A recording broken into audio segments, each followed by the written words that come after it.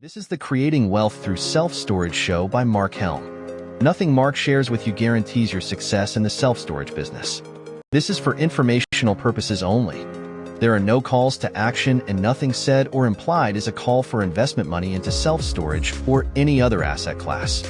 You are responsible for your success in the self-storage business or any endeavor in life. Enjoy the show, and here is Mark Helm. If you're in the self-storage business and growing it has been slow, or you're trying to get in the self-storage business and find it slow going, this episode may be for you. It's going to be a little different, but it could be for you. This is part 2 of how to get the most out of your 2025 self-storage business. My name's Mark Helm. I'm the author of Creating Wealth Through Self-Storage, and I'm the creator of the Quickstart Academy, which houses the training that I offer, including last week's episode, part 1 of how to get the most in 2025 out of your self-storage business. You can find out more about the products and services I offer, both free and paid for, at creatingwealththroughselfstorage.com. But rather than do what I normally do, which is talk about setting goals for the upcoming year for your business, we're going to get behind what's involved in setting goals. Now, this is going to be a very different type of podcast, especially for a business podcast and especially for a business YouTube channel, wherever you happen to be seeing this. But we're going to talk about the study and the work I've been doing for 40 years, researching how you can set goals and have them be effective. Last week in part 1, I talked about my lifelong journey into exploring how this process works after I created $50,000 by using a particular process. I don't usually do this, but I recommend, if you didn't watch last week's episode, there'll be a link to it, and watch it. It'll have this episode be in context.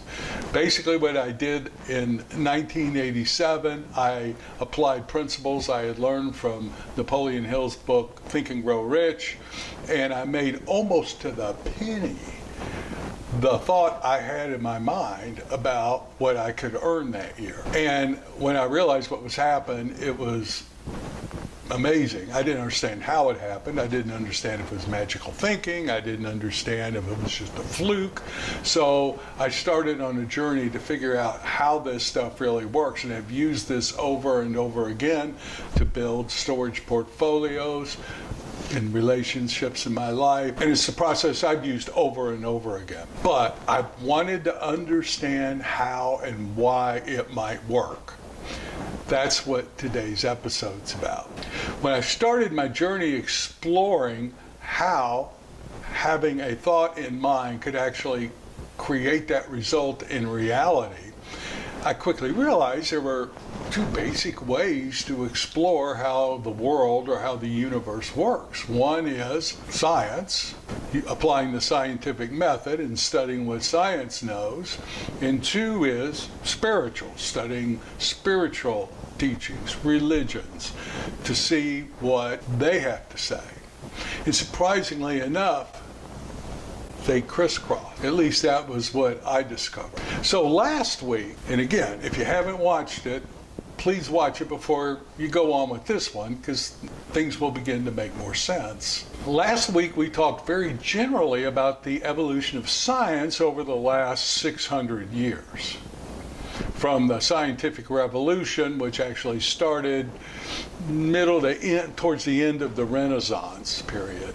And there was an astounding discovery in the early part of the 1900s from physicists that it appears that the underlying reality behind our universe is awareness or consciousness.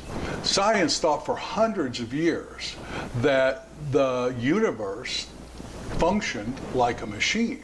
And as science was able to get smaller and smaller parts of our universe, this machine, under the microscope and study them, when we got to the smallest particle of the universe, we would be able to understand how the machine works. That's certainly not what happened. And that's what I want to talk about in this episode today is that story, what actually did happen. And it started way back in 1801 with the first double slit experiment. Back then, science knew that light was energy. Helped warm the earth. It helped grow crops. You could get sunburned standing in it. Energy. So scientists did an experiment to measure the energy or the wave distribution of that energy. And what they would do is they would shine light particles through double slits and then measure the wave patterns on the screen behind the slits. The peaks and the valleys of the pattern help define the amount of energy that was present. Today, it's much like we can hook an EEG machine up and measure your brain waves. Same process. Wave patterns. Wave patterns indicate energy. And back in 1801, it was pretty well assumed that light was energy. Elements were solid, unlike light. And as science evolved over the next 100 to 120 years, science was able to get smaller and smaller particles. Eventually, they were able to get light photons, and they were still doing double slit experiments, shooting light photons through the double slits and measuring the wave pattern. Science was eventually able to get single photons to fire through slits. And one fateful day, some physicists hooked up a measuring device in front of the slits to actually determine which of the two slits the light photons would go through. And they wanted to see if that had any effect on the measurement of the waves. And something weird happened. Instead of a wave pattern, what showed up on the screen looked like a shotgun blast. In other words, particles hitting that screen. Well, the scientists thought they'd made a mistake. They took the measuring devices off, reset everything up, shot the photons through without the measuring device. Waves. They recalibrated the measuring devices, hooked them back on, shot the light through it. Patterns. Patterns indicate matter. When matter passes through a double slit, it creates patterns on the screen. They took the measuring device off, energy, wave pattern. They put the measuring device on, matter, pattern. This experiment has been done thousands, if not hundreds of thousands of times, always with the same result. If no measurement, in other words, no observer present, no consciousness present, energy. When you start measuring, in other words, consciousness is there, an observer is there, matter. No observer, no consciousness, energy, consciousness present, matter. And what's happened is, it's not just with light. It's with any subatomic particle from any element. When there's no consciousness, that subatomic particle from any element shows up as energy. It doesn't exist in the universe as matter. When you start measuring it, or in other words, consciousness is present, all of a sudden, it's matter. There's actually a term for that physicists use. It's called the wave function collapse. Science went down a rabbit hole with this discovery it has not emerged from. Obviously, our three-dimensional universe that we find ourselves in is made up of matter. The inescapable conclusion that theoretical physicists have come to is that for matter to exist, consciousness or awareness must be present. And given that matter exists everywhere in our three-dimensional universe, consciousness or awareness must be present everywhere in our three-dimensional universe. This set the scientific community ablaze. The inescapable conclusion is, for matter to exist, there must be consciousness behind everything. Einstein called it quantum weirdness. The universe functions like a thought, like through consciousness, rather than like a machine. Everything is energy until consciousness is present. Then it can become matter through what we call a wave function collapse. All matter is energy until a subatomic particle exists at a given moment, at a given point in space. Wave function collapse. Apparently, consciousness causes this to happen. What I assume is that if you're creating a goal for 2025 and you hold that thought, i.e. energy, and do certain things, that something akin to a wave function collapse happens, and that goal, which was previously energy or a thought, will actually materialize in your reality, in time and space. Let's begin to look at science to see how this may be possible.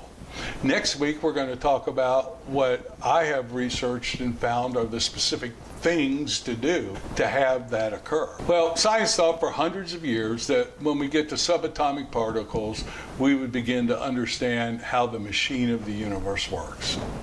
Well, that didn't happen. In fact, it created more questions and problems. The smaller we got, the weirder reality began to look. So I'm going to touch on just a little bit, just barely scratch the surface in this episode today about how really strange the universe actually is. We all know that matter is made up of atoms. And we all have a picture in our head of an atom. We really can't see an atom, but we have a picture in our head of an atom. We can't see an atom with our eye or even a microscope, but here's the picture we generally have of an atom. There's only one problem. This is incorrect. To be more accurate, our human mind actually has a hard time visualizing, picturing what an atom really is. But to be more accurate, or in other words, be more in proportion, let's take the simplest atom there is, a hydrogen atom, with a nucleus and one electron. To be anywhere near close to correct, in proportion anyway, the nucleus would have to be about the size of a Volkswagen Beetle bug, and the electron would be 20 to 30 miles away and about the size of a pea. And not only that, that electron would be whirling, although it's not really whirling. What's really happening is that electron has no mass, and that electron is darting in and out of three-dimensional existence at the speed of light. Now, we picture it in our minds as whirling, but it's not. Our mind has a hard time visualizing that. Physicists relate to this whirling as a field of probability because the electron doesn't really exist in a particular point in space at a particular point in time until a wave function collapse happens. So this field where the electron whirls is called a probability field. At any given moment, there's a probability that that electron is at one point or another, but it doesn't really exist because it's darting in and out of three-dimensional existence at the speed of light. So this is the building block of all matter. The steel girder supporting the bridge you may have crossed recently is made up of that are 99.999% empty space. Well, the first question I had was, well, if atoms are 99.999% empty space, and I'm made up of atoms, and the chair I'm sitting in and the floor underneath this chair is made up of atoms, and we're all 99% empty space, why am I here? Why don't I just sink into a soup on the floor? Well, it turns out that this field where the electrons whirl about, if you could shrink down to the size of a subatomic particle, and you could get a spaceship shrunk down that size and get in it, if you flew into the field, the probability field around the nucleus of that atom, you would instantly be annihilated. Because it turns out in the universe there's four forces at work, and one of them is called the strong force, and that is the energy that holds that atom together. Now keep in mind, that atom exists as energy, as a probability of matter, until a wave function collapse happens. And science hasn't found anything other than consciousness or awareness to cause a wave function collapse. So what we see and perceive as matter, solid matter, is 99.99999% empty space. And our field of perception is just not really powerful enough to see how the universe really is made and how the universe really functions. We see a very, very narrow slit of what's really there. For thousands of years, Eastern spiritual disciplines have taught that the world is an illusion, that it's frozen energy. It appears they weren't too far off. All form and forces in nature, including the complex human body, have first been produced in the realm of where God's causal ideations are made visible in forms of heavenly light and vibratory energy. Paramahansa Yogananda, he was a yoga master that came over to the U.S. in the early 1900s. The Tao is the sustaining life force and mother of all things. From it, all things rise and fall without cease. Lao Tzu, we sought for firm ground and found none. The deeper we penetrated, the more restless becomes the universe, all rushing about and vibrating in a wild dance. That was Max Born, Nobel Prize winning physicist, that if you take physics and major in physics, he wrote a lot of the material and textbooks you're going to read. So what does all this have to do with your 2025 goals? Well, I assert everything. Is it such a far stretch to imagine now that if you hold a thought in mind, energy, that it can actually be produced in reality? Everything you see in the universe was energy that became matter. Now, I've come to understand I just can't have a thought and it materializes in space for me. There are certain things I need to do, and there are certain paths that what I'm creating needs to travel to me. That's what we'll talk about next week. But before we do, let's have one conversation that needs to be had with all that's been said about this underlying consciousness or awareness that appears to be behind everything in our three-dimensional universe. Now, it might sound like I'm making an argument for God or a supreme being. Well, maybe.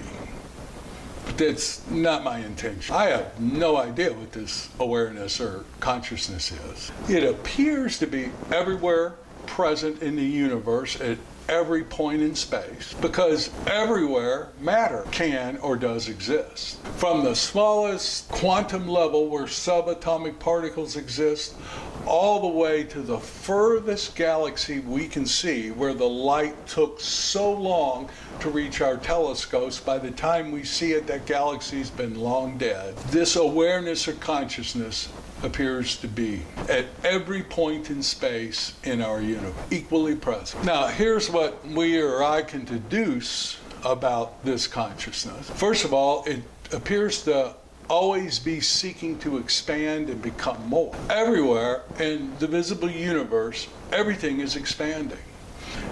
Any direction you look, galaxies, all matter is speeding out, expanding at the speed of light in every direction.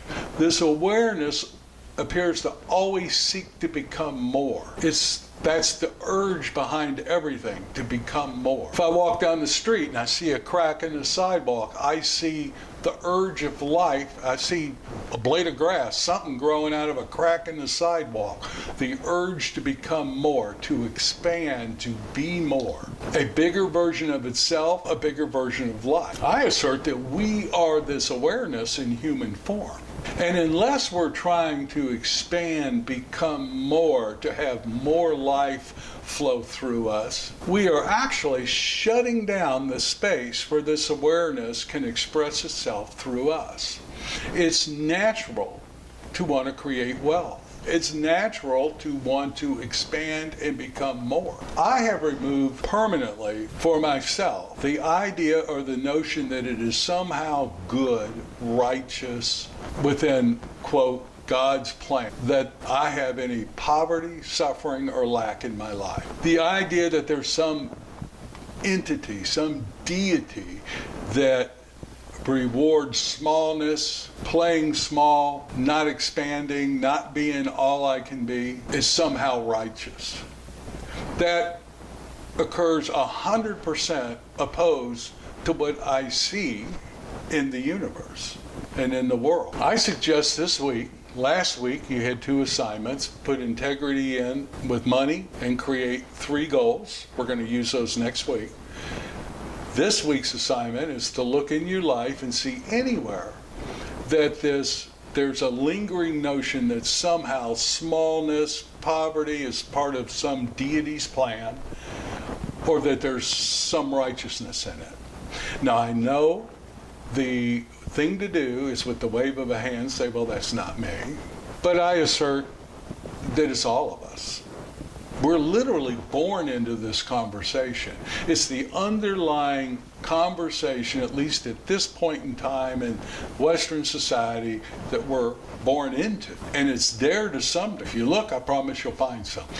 Now, be aware, I'm not arguing for any type of religious or spiritual belief. Sure, I have mine, but that's irrelevant. Those are mine. Now, strange as this may sound, I have come to find out that what one's spiritual or religious beliefs are for the most part irrelevant when it comes to being able to connect with and use this underlying awareness behind everything to create goals and create your life. If we do it a certain way, goal setting is actually utilizing this creative force to produce results. In many ways, it's much like the 12-step programs that are out there.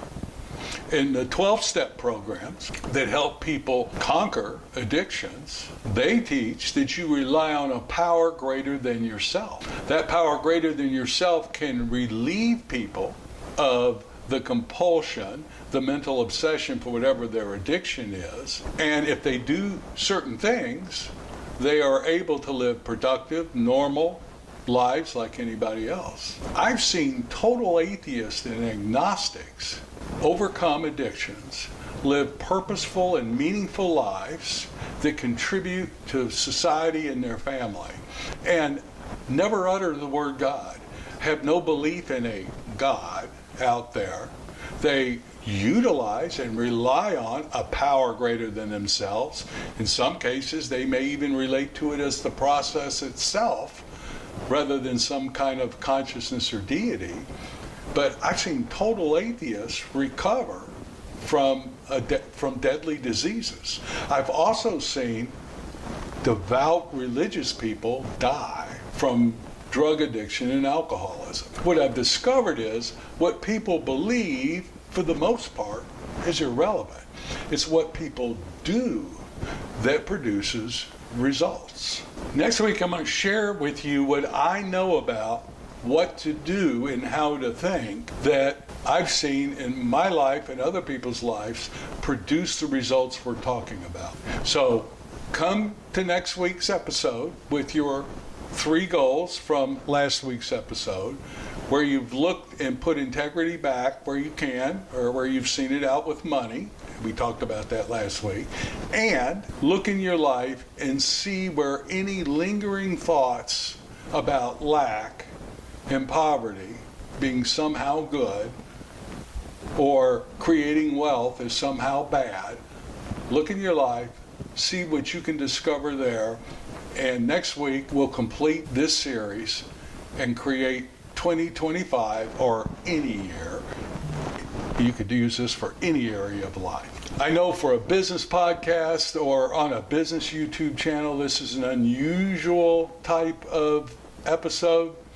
Thank you for allowing me to indulge. I'm just in the midst of writing a book on what I've learned over the past 40 years in this study, and it's a good way for me to have an outlet for a lot of the work I've been recently doing. So thank you very much. I look forward to being with you next week.